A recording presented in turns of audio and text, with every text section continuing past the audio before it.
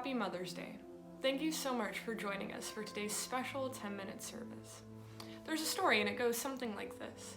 There were these kids that broke into a Sears-like store with tons of different products. You know, big products, small products, everything in between. They took the price tags on smaller items like forks, spoons, and knives and put them on big appliances.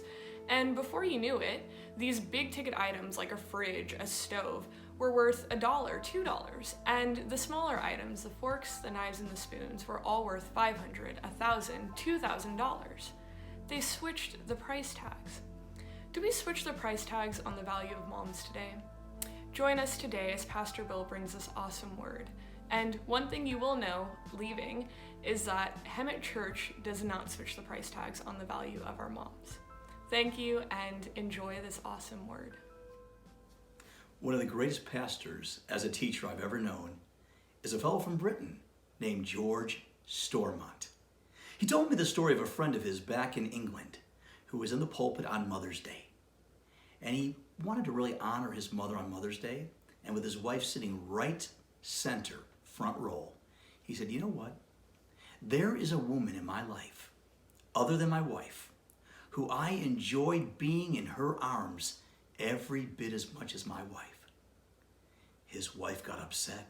She thought it was a confession. She got up and leaped over her seat and ran for his neck at the pulpit.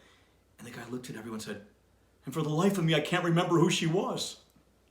It was his mother. Happy Mother's Day. For the life of me, I remember my wife, who's the mother of my 5 children, and I certainly remember my mother. The book of Proverbs says, who can find a good woman? For her price, her value, is far above rubies. I want to ask you a question today. What is the value, the worth, the price tag you place on your mother? Friends, here's the realities of life. We actually receive favor from God as a result of our mother. I love to tell people, and I sign my letters off this way, God's favor is on you. I am convinced today I have favor in my life because of my wife and because of my mother. Friends, regardless of what type of mother you had, and I know some of you are in pain, this is not a day of celebration. There's been abuse. There's been estrangement. And you're saying, how do we celebrate mothers? Friends, I want to encourage you today. If you had a mother who was somewhat dysfunctional, who she maybe gave you all she had to give, but it wasn't enough, surrogate mother. Find a mother of Israel. Find a mother who models all the qualities of Proverbs 31 and realize that God will fill in the gaps in your life. You don't have to have an orphan spirit mothers. You know, friends, today my goal is that we will do what Proverbs 31 says. We will rise up and call Mom blessed. A number of years ago, a young girl, 6 years of age, she walked into a florist and she wanted to buy one single rose for her mother. There was an executive from an insurance company who walked in about a minute later, and he saw this girl with tears just streaming down her cheeks. He said, what's wrong, honey? She says, today's Mother's Day, and I've come here to the only florist in town open on a Sunday to buy a single rose for my mother, and I don't have enough money. And the man looked at this little girl, and she could just see the love in her eyes for her mother. He says, honey, put your money away.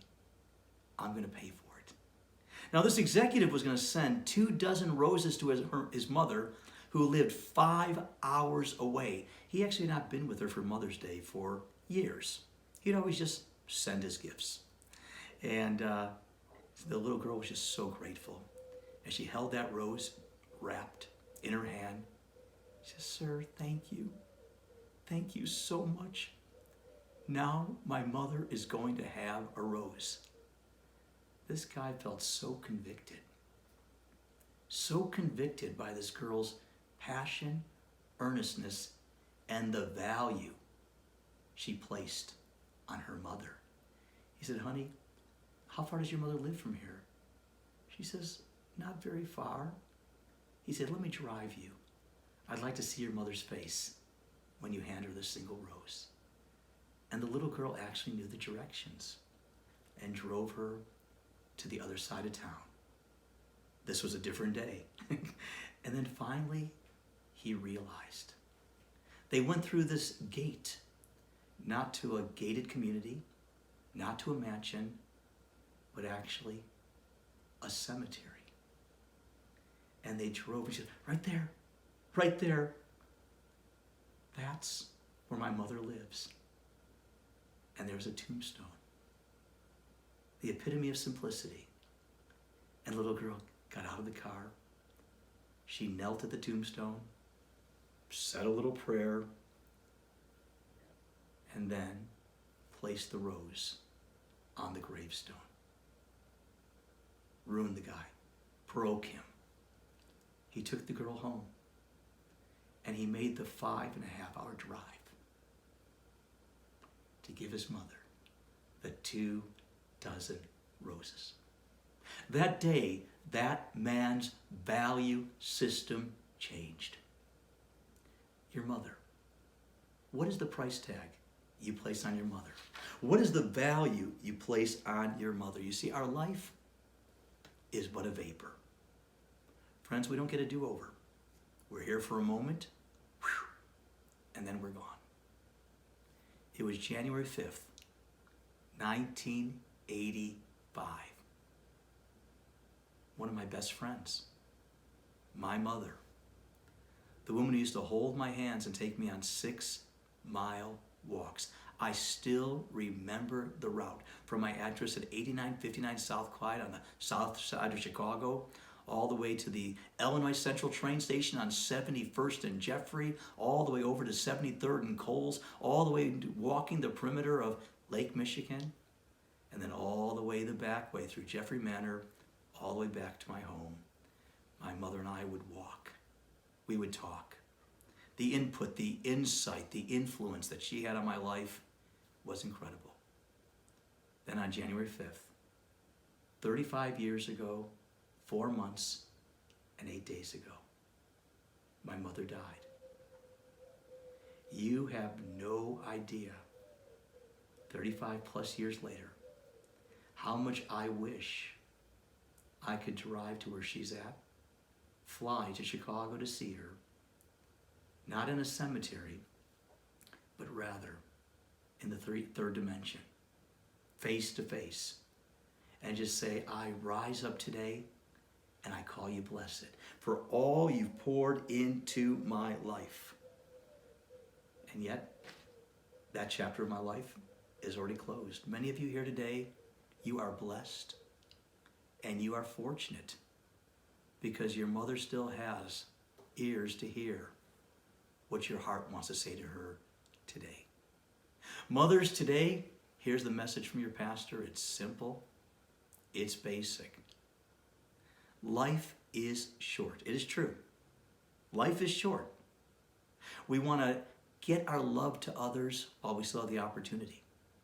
When the scripture says they will know we are Christians because of our love one for another, in the original language, it actually says people that are observing us, in the audience, that are watching us, they will know we are Christians by our ability to get our love to one another.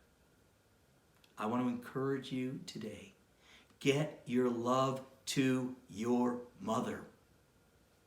Get your grace to your mother. If necessary, get your forgiveness to your mother today. Mothers, I want to wish you the most blessed and happy and fulfilling Mother's Day. And mothers, I want you to know today, we do not tolerate you. We celebrate you.